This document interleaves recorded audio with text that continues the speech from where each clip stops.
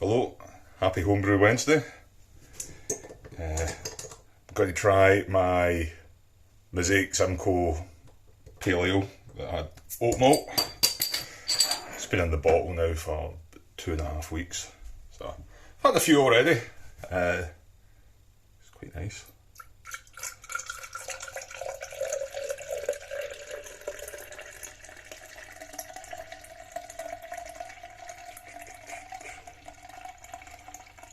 So it's very hazy, but I was expecting it to be reasonably large dry hop. Don't know how flocculent Voss Kveik is. Could add a bit more carbonation. Go. So, smells amazing. I love Mosaic, I love Simcoe. So, I'll put the recipe down below. It's about off the top of my head.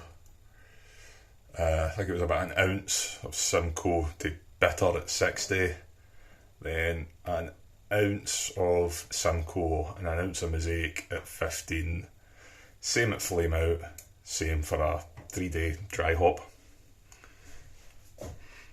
I would have liked to have done a bigger dry hop, but with bottle conditioning I was kind of worried about oxidation, so I didn't bother.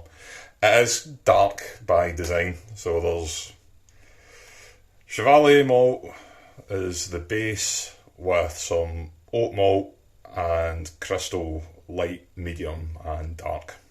I'll put the recipe in the section below, but this was a beer I made with the Kveik I found in a cool box that had been out of the fridge for 2 years, and I'd nearly enough at 3 years from its manufacture date, and it ripped through it in 2 days. No starter, nothing, so yeah.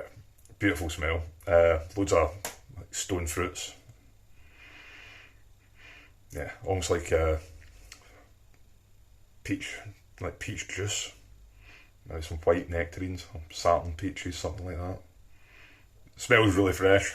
I've drank quite a lot of it already because I don't want it to hang about very long. But cheers.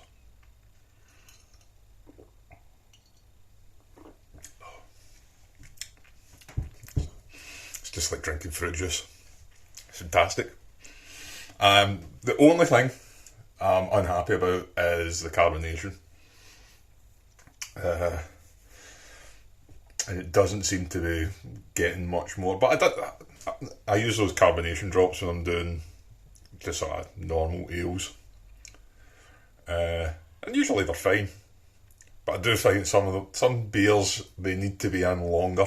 So they don't maybe hit full carbonation for 3 or 4 weeks, and I don't plan on this beer getting to much older than 4 weeks. Everything went well with that brew day, I remember. I think it was a little bit down in my numbers, so there was also some table sugar and some jaggery, which is you buy it in like blocks. It's a raw sugar, and you use it sometimes in Indian cooking. It looks and it smells a bit like Scottish tablet, which is hard fudge.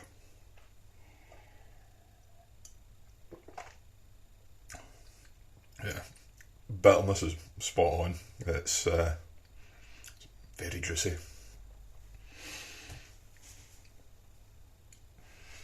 The oat malt, first time using oat malt.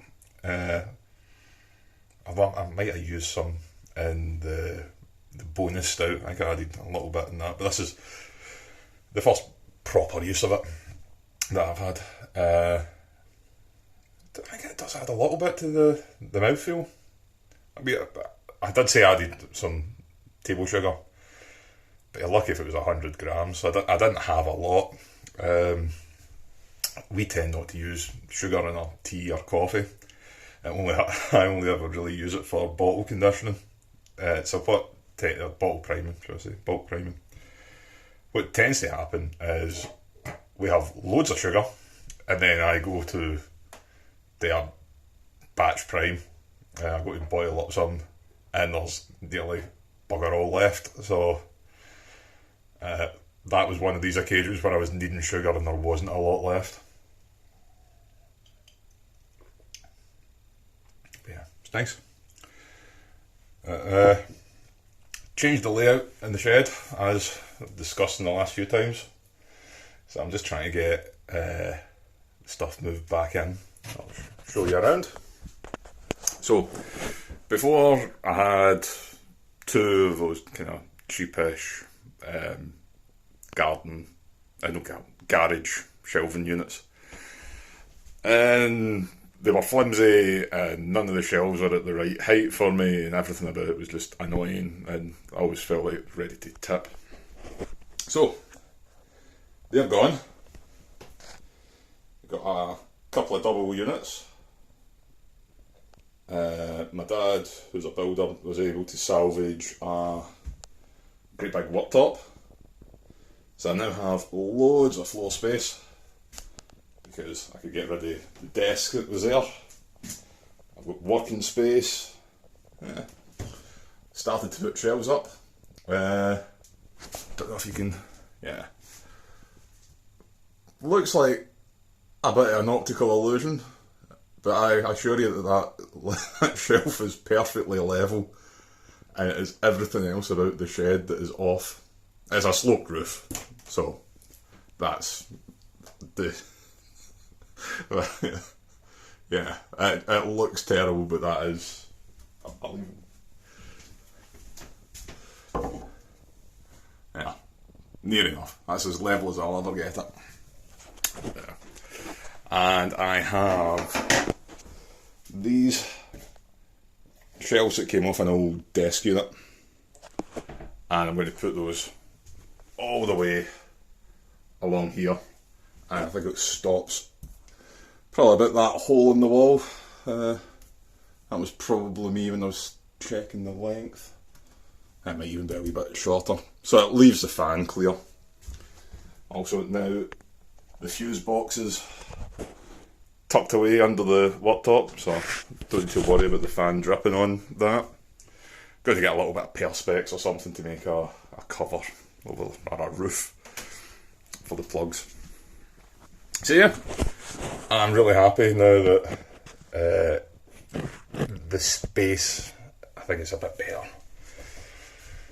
So it should make brew days a little bit easier. Does mean that these videos I no longer have somewhere to sit, so it kind of feels like I'm standing at a bar, if you remember what those are.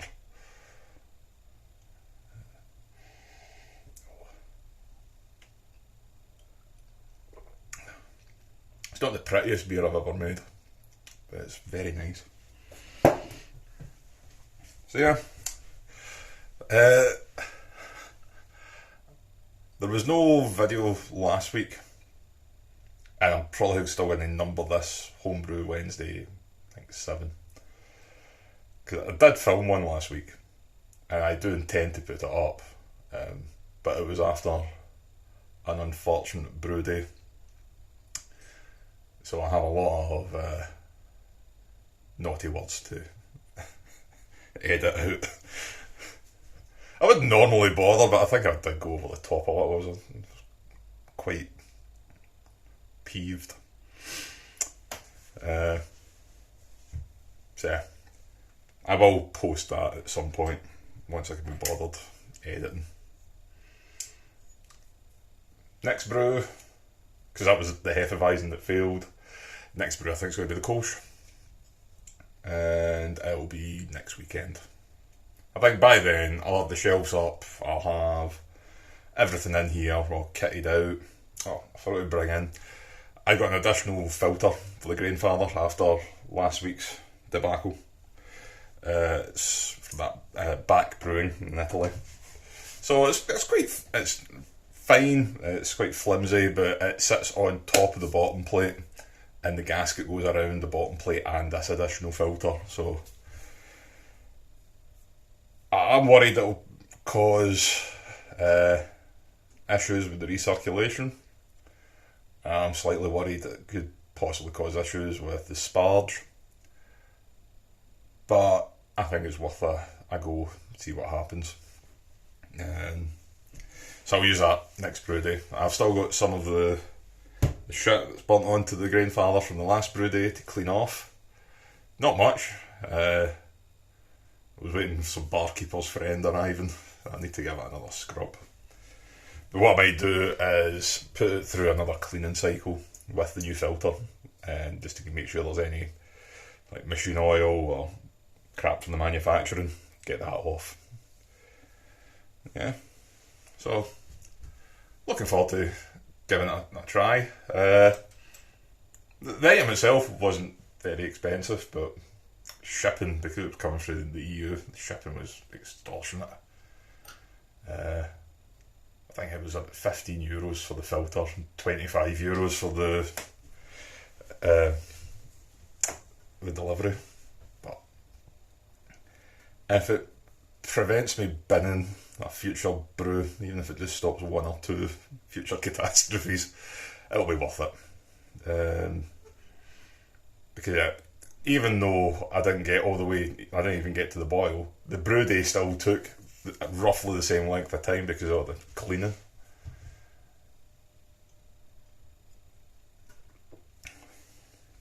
Yeah. See, I think I got 40 bottles of this. I think there's about 12 left already. It was going down very nicely. Gave some to my dad as well for fitting the worktop.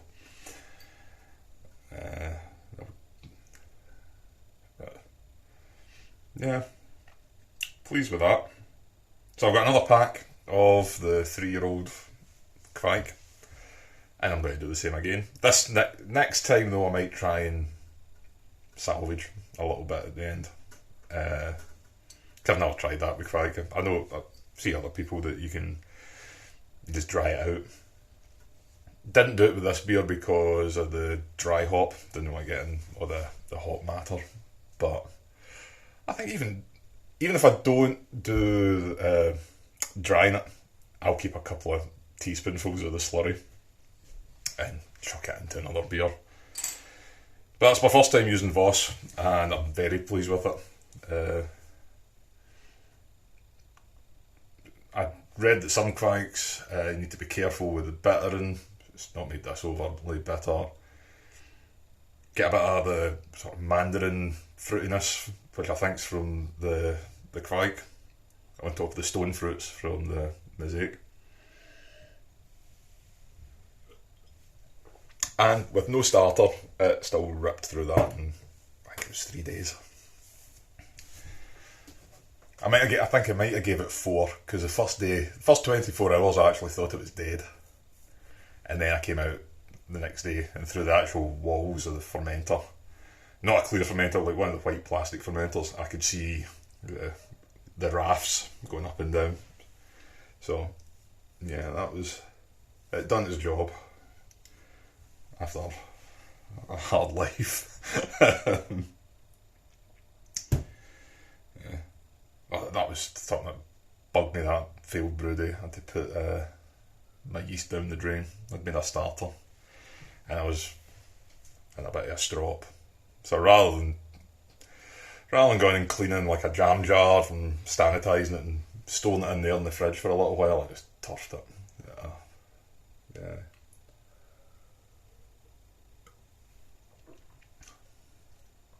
Yeah. Yeah, sorry, nothing overly exciting, should I say. It's a pale ale. Nothing, shouldn't be any, nothing new to taste in the next couple of weeks. The only thing I've got brewing at the moment is still fermenting, should I say, is the Imperial Stout, which I'm just going to leave for another month anyway. I think I'll bottle that up beginning of May. Decided I'm not adding any priming sugar. I'm just going to leave it for 6-7 months, see how it turns out at Christmas. I think there'll be some carbonation. I'm still considering adding Brett. I'd seen White Labs, I think it was a Brettanomyces Clausense or something like that, is an old English stock ale strain, which I think would be perfect for this 1914 Courage Russian Imperial Stout. But I think I'll try that for the next Imperial Stout. Maybe that'll be for next Christmas's beer. Because again, I think I would like to leave that for a long time before a bottle. And whereas this, I want to get it in the bottle maybe May, then put it away. But yeah, thanks for watching. Next one will probably be a brew day video when I get into doing the coals. Cheers!